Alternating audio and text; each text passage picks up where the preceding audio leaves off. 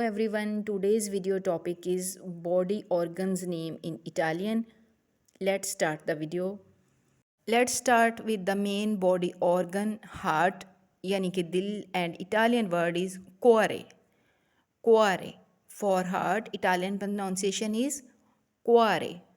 Next word and next organ is lungs, yani phepde, and Italian word is pulmoni.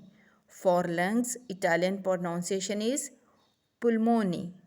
Next organ is brain, yani dimag, and Italian word is cervello. For brain, Italian word is cervello. Next organ is liver, yani jigar, and Italian word is figato. Figato. For liver, Italian word is figato. Next organ is kidneys, yani gurde, and Italian word is reni. Reni. For kidneys, Italian pronunciation is reni.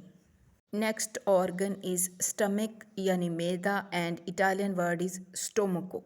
For stomach, Italian word is stomaco.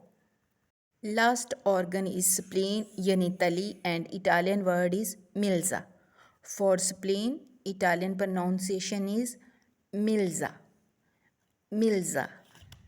If you like my videos, then don't forget to press subscribe button. Thank you.